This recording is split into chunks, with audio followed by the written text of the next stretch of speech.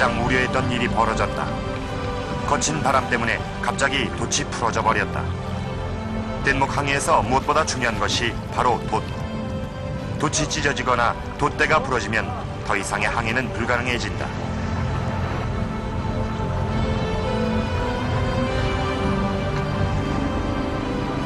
또 다른 문제도 발생했다. 심한 파도 때문에 발전기가 고장나버린 것이다. 이대로 발전기가 멈춰버리면 무선 교신을 할 수 없다. 수차례 뗏목 항해를 해본 대원들이지만 표정은 점점 더 어두워진다.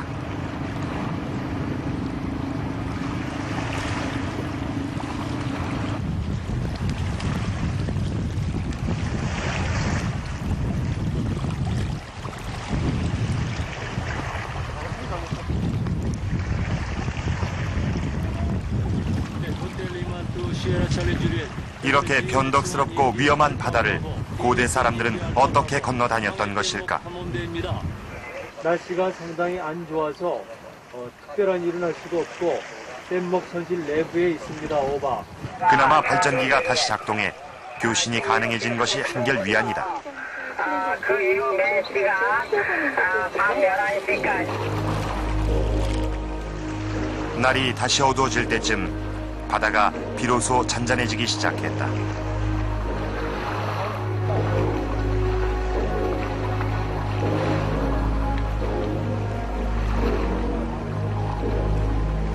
성난 파도에 시달렸던 대원들도 오랜만에 휴식을 취한다.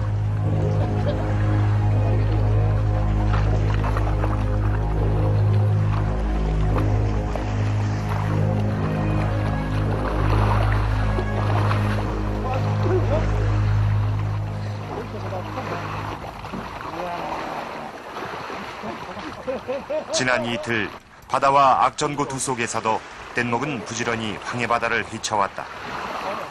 거센 바람에 떠밀려온 덕분인지 예상보다 빨리 바닷길을 건너온 것이다. 이게 군산이야, 군산. 124도, 123도 55분이니까. 지도를 통해 확인해본 장보고호의 위치는 위도상으론 군산 앞바다, 경도상으론 중국과 한반도의 가운데쯤이었다. GPS는 뗏목의 이동 방향과 거리, 속도를 자세하게 표시해주기 때문에 뗏목 항해에 많은 도움이 된다. 현재 기온은 12.5도입니다. KBS 라디오 6시 뉴스 정세진이었습니다. 장보고호는 어느덧 한국형에 가까이 진입하고 있다.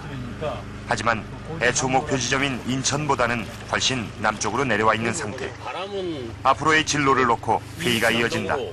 이게 남도 끌고 조류는 북쪽으로 하게 되면 힘이 서로 반대 힘이 이렇게 걸려. 그런데 그게 파도가 세지. 그런 방향을 좌우로 같은 경우 바꿔주는 거고 그거지. 그래서 이게 조류하고 우리가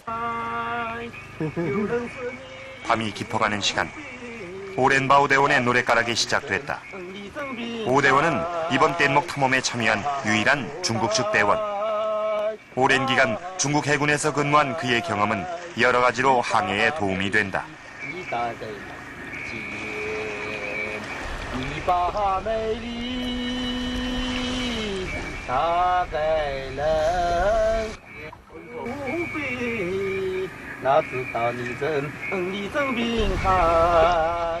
바다는 언제나 예측을 불허한다. 시시각각 변하는 바다 위에서 사람들이 할 수 있는 것은 자연의 섭리를 이해하고 순응하는 법을 배우는 일.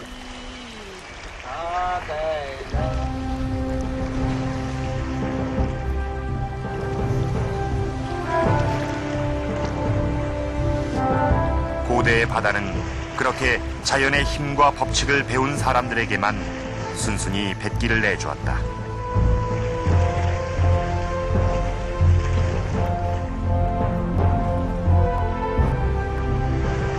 바람이 멎어버린 바다에선 돛이 큰 역할을 하지 못한다.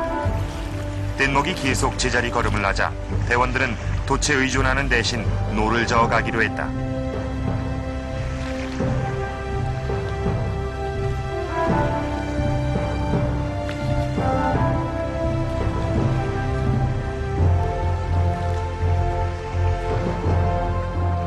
바다에서 생활한다는 것은 쉴 새 없는 긴장과 피로의 연속이다.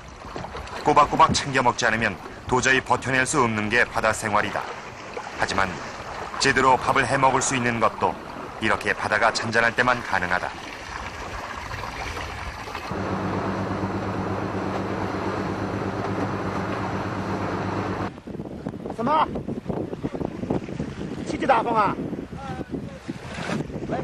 바닷길을 항해하다 보면 종종 다른 배들을 만나게 된다. 이날 바닷길에서 만난 사람들은 고깃배를 타는 중국 선원들. 대원들과 중국 선원들 사이에 즉석에서 물물 교환이 이루어졌다. 대원들이 받은 것은 생선. 이 바닷길을 통해 이루어졌던 국제 교역도 처음엔 우연한 만남을 통한 물물 교환에서 시작됐을 것이다. 중국 선원들이 건네준 생선 덕분에 대원들의 식단이 풍성해졌다. 간단한 조리식품으로 며칠을 견뎌온 대원들에게 오늘의 식사는 그야말로 진수성찬이다.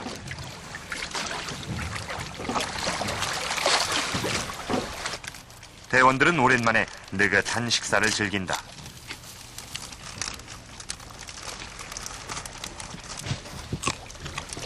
정상적인 항해할 때는 밥을 해 먹는데 조금 상황이 나쁘거나 바쁠 때는 행동식, 비상식 그렇게 하죠. 라면을 끓여 먹을 경우도 있고 초코파이, 어포 이런 걸 먹으면서 때우는 경우도 있는데 바다가 고요해지면 뱃사람들의 일상도 따라서 고요해진다.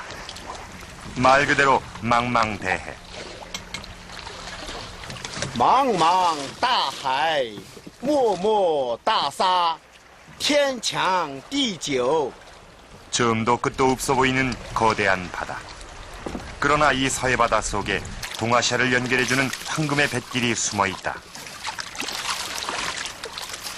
고대에도 동아시아 중심은 역시 오늘날의 한국 지역, 그다음에 중국 지역, 일본 지역이거든요. 그래서 지금 같은 경우도 마찬가지입니다. 그러니까 한국과 중국과 일본 지역을 바다를 통한 물리로 연결한다면은 역시 그 길은 오늘날의 남해와 그리고 황해밖에 없는 것이죠. 그러니까 역시 우리에게도 그렇고 중국에게도 일본에게도 이 동아지 중의 서쪽 바다는 매우 중요합니다.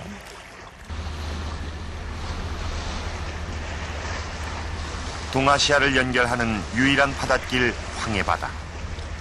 뗏목 탐험대가 이 바닷길을 완성하려면 바람과 해류의 도움이 절대적이다.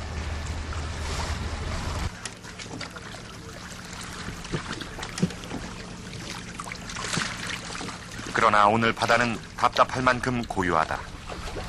아무런 동력 없이 바람에만 의존해야 하는 뗏목 항해는 바람이 거셀 때보다 바람이 전혀 없을 때 오히려 더 힘들다. 제일 최악이에요.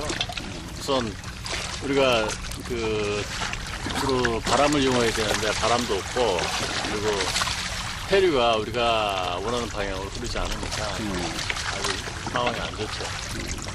보통 사람들은 바다 잔잔하고 그러면은 좋다고 그러는데 바람을 이용하는 이 뗏목은 굉장히 안 좋은 상태예요.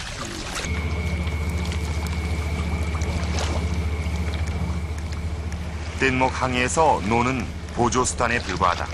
하지만 지금은 노를 저어 뱃길을 이어가면서 바람이 다시 불어오길 기다릴 수밖에 없다.